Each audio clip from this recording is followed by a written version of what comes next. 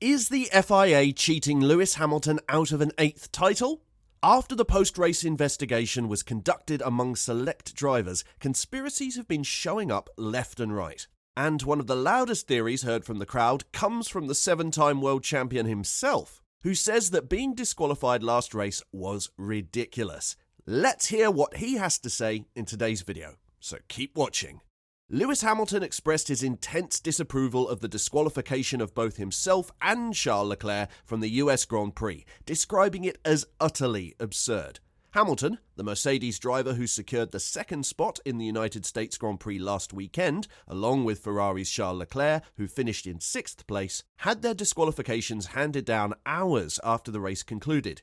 This decision came after a post-race inspection revealed that the underfloor planks of their cars had exceeded the allowable wear and tear limits.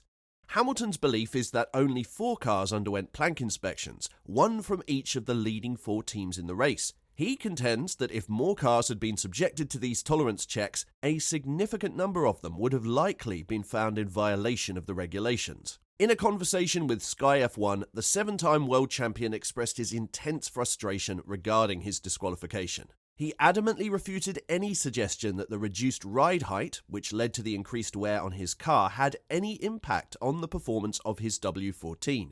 He stated that there are a lot of people who don't actually have a true understanding of what effect the skid was having, but basically, that was the first time we've had a sprint race there. They only tested a few cars and 50% of them got disqualified. There were far more drivers' cars that were illegal. The skid is not a performance element. Of course, if you have a flat surface, everyone's going to be pushing the car to be as low as possible. But mostly, some cars handle the bumps better than others, and we've had a very stiff and bumpy car for the last 2 years.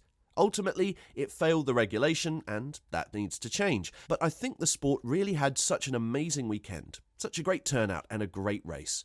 Every time we take a step forward within the sport, something like that really taints it. We've got to do something. Hopefully, they'll learn a little bit for the future, rather than checking everybody and over 50% of the cars failing, which I would put all my money on that they would have. Maybe if we have a sprint race, maybe we should be able to change the skid or the floor, whatever it is, on a Saturday night, so suddenly you don't have this ridiculous kind of event afterwards.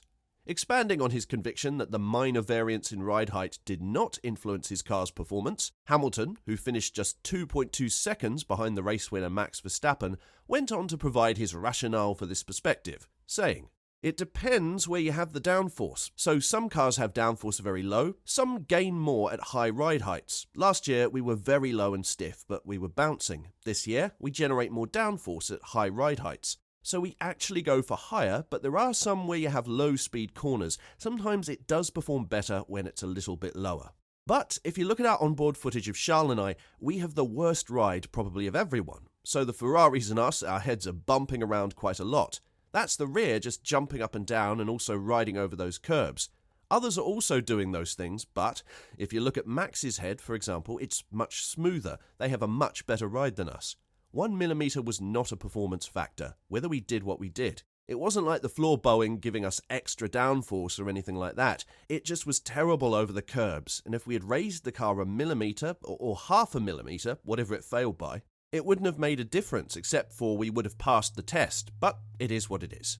Esteban Ocon from Alpine, during the FIA press conference, shared a similar viewpoint, suggesting that there was a likelihood of more cars being deemed non-compliant had they undergone testing. He added that, "I think it is an extremely difficult exercise just to be guessing what your ride height has to be.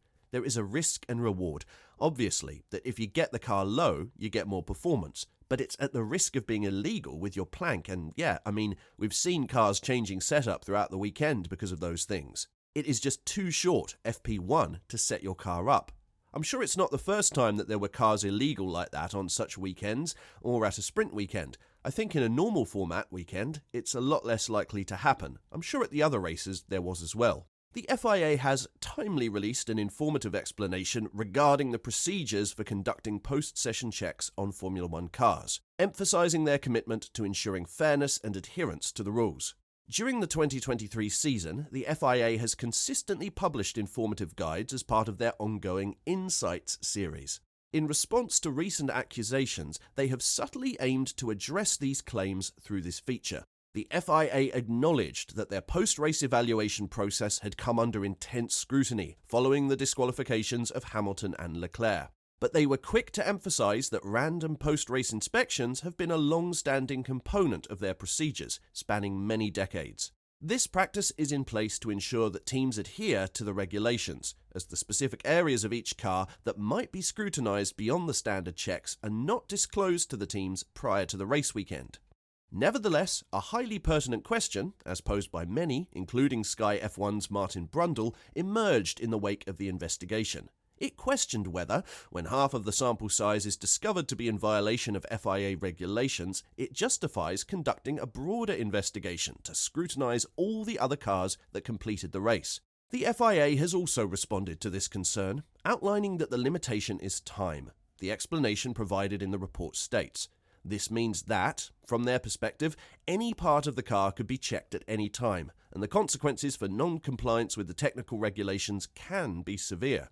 In conducting these tests, a huge amount of work goes on in the limited time available after a Grand Prix finishes and before the cars need to be returned to their teams for disassembly and transportation to the next race. However, even though a wide array of checks are made, it is impossible to cover every parameter of every car in the short time available, and this is especially true of back-to-back race weekends when freight deadlines must also be considered. This is why the process of randomly selecting a number of cars for post-race scrutineering across various aspects of the regulations is so valuable. Each team is aware that selection is possible and understand that the chance of any lack of compliance being uncovered is strong. The FIA emphasised that vehicle inspections are not confined solely to post-qualifying or post-race sessions. FIA's governing body explained that.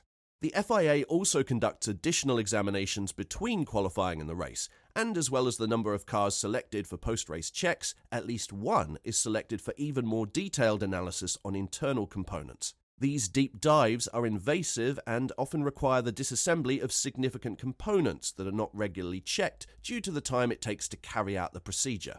In closing, the FIA wrapped up the article with a final affirmation of their scrutineering process, aiming to reassure Formula One fans worldwide that the sport is being vigilantly and fairly monitored.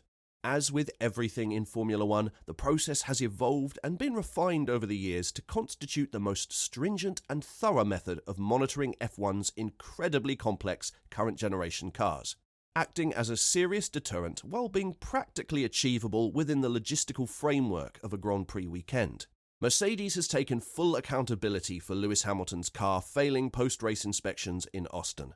The team expressed feeling embarrassed and disheartened by their inability to adhere to the regulations on this exceptionally rare occasion. What is your opinion on the matter? Is the FIA actively keeping the ever-elusive 8th World Championship out of reach for Sir Lewis Hamilton, or did he really deserve to be disqualified? Tell us what you think in the comments section down below. And, as always, don't forget to like and subscribe to the channel if you haven't. Thanks for watching.